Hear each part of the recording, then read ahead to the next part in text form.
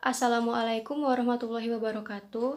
Saya Asrala Kalista Putri Raharjo dari Program Studi Manajemen kelas C akan menyampaikan materi pembelajaran mengenai integrasi nasional. Dalam mengarungi kehidupannya, suatu negara bangsa atau nation state selalu dihadapkan dalam upaya bagaimana menyatukan keanekaragaman orang-orang di dalamnya agar memiliki rasa persatuan, kehendak untuk bersatu, serta secara bersama-sama bersedia membangun kesejahteraan untuk bangsa yang bersangkutan. Suatu negara membutuhkan persatuan bangsa yang dinamakan integrasi nasional. Integrasi nasional merupakan salah satu tolak ukur persatuan dan kesatuan bangsa. Bagian pertama, saya akan menjelaskan mengenai istilah dan makna dari integrasi nasional. Istilah integrasi nasional dalam bahasa Inggris yaitu national integration. Integration berarti kesempurnaan atau keseluruhan, sedangkan nation berarti bangsa. Berdasarkan arti etimologisnya, integrasi berarti pembauran hingga menjadi satu kesatuan yang utuh dan bulat. Jadi, integrasi nasional berarti pembauran atau penyatuan bangsa hingga menjadi satu kesatuan yang utuh dan bulat. Selanjutnya adalah jenis-jenis integrasi nasional. Yang pertama, integrasi bangsa. Integrasi bangsa merupakan proses penyatuan berbagai macam kelompok budaya dan sosial dalam masyarakat dalam satu kesatuan dan dalam suatu pembentukan identitas nasional. Yang kedua yaitu integrasi wilayah. Integrasi ini menunjuk pada masalah pembentukan wewenang kekuasaan nasional pusat di atas unit-unit sosial yang lebih kecil yang beranggotakan kelompok-kelompok sosial budaya masyarakat tertentu. Yang ketiga yaitu integrasi elit massa. Integrasi elit massa merupakan proses penyatuan kesepahaman kepentingan antara pemerintah dan rakyat. Integrasi ini menunjuk pada masalah penghubungan antara pemerintah dengan yang diperintah, mendekatkan perbedaan-perbedaan mengenai aspirasi dan nilai pada kelompok elit dan massa. Yang keempat yaitu integrasi nilai. Integrasi ini menunjuk pada adanya konsensus atau kesepakatan yang minimum yang diperlukan untuk memelihara tertib sosial. Yang kelima yaitu integrasi tingkah laku. Integrasi ini menunjuk pada proses penciptaan tingkah laku yang terintegrasi dan yang diterima demi mencapai tujuan bersama. Selanjutnya yaitu aspek-aspek dari integrasi nasional. Yang pertama, integrasi politik. Dalam tataran integrasi politik, terdapat dimensi vertikal dan horizontal. Dalam dimensi yang bersifat vertikal, menyangkut hubungan elit dan massa guna menjembatani celah perbedaan yang ada dalam rangka pengembangan proses politik. Sedangkan dalam dimensi yang bersifat horizontal, menyangkut hubungan yang berkaitan dengan masalah teritorial, antar suku, antar daerah, umat beragama, dan golongan masyarakat Indonesia. Yang kedua adalah integrasi ekonomi. Integrasi ekonomi berarti terjadinya saling ketergantungan antar daerah dalam upaya memenuhi kebutuhan hidup rakyat. Adanya hubungan saling ketergantungan tersebut akan mengadakan kerjasama yang saling menguntungkan dan sinergis. Yang ketiga yaitu integrasi sosial budaya.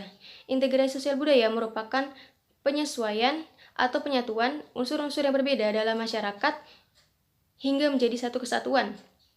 Unsur-unsur yang berbeda tersebut meliputi ras, etnis, agama, bahasa, kebiasaan, sistem nilai, dan lain sebagainya. Lalu yang keempat, atau pada poin keempat adalah tujuan dari integrasi nasional. Yang pertama, menciptakan keamanan dan ketertiban dalam kehidupan berbangsa dan bernegara. Yang kedua, mewujudkan kesejahteraan serta kedamaian kepada seluruh elemen masyarakat. Yang ketiga, menghilangkan perbedaan yang ada dalam masyarakat yang dapat memecah belah persatuan dan kesatuan bangsa. Yang selanjutnya, membangun persatuan dan kesatuan bangsa yang merupakan landasan utama dalam pembangunan bangsa, lalu menguatkan identitas nasional serta membangun kedaulatan bangsa. Nah, berikut ini adalah contoh-contoh dari jenis-jenis integrasi nasional.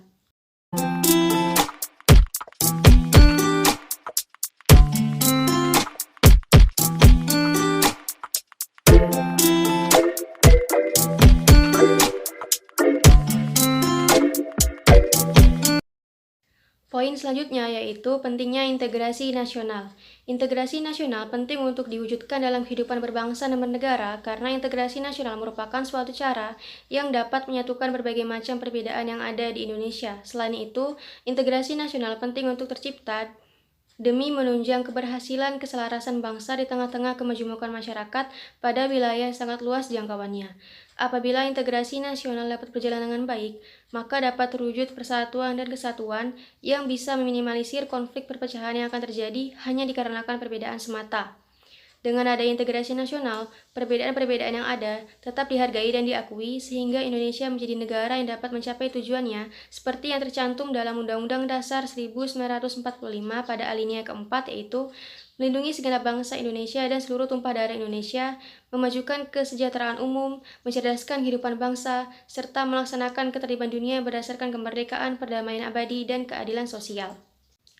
Poin selanjutnya yaitu faktor pendorong dan penghambat dari integrasi nasional. Yang pertama, faktor pendorong dari integrasi nasional, yaitu adanya persamaan sejarah, rasa senasib dan sepenanggungan akibat penderitaan oleh penjajah, rela berkorban untuk bangsa dan negara, adanya keinginan untuk bersatu, adanya kepribadian dan pandangan hidup kebangsaan yang sama yaitu Pancasila, adanya jiwa dan semangat gotong royong, solidaritas serta toleransi keagamaan yang kuat, serta adanya ancaman dan gangguan dari luar sehingga menimbulkan semangat nasionalisme.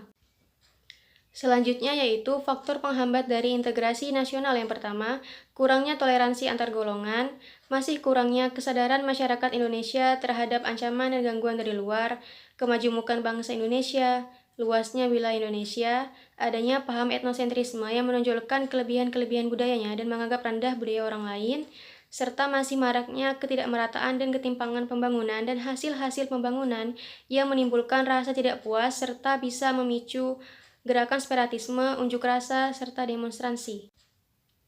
Sekian penyampaian materi mengenai integrasi nasional dari saya. Apabila terdapat kesalahan kata atau kekurangan kata, mohon dimaafkan. Wabillahi taufiq wal hidayah. Wassalamualaikum warahmatullahi wabarakatuh.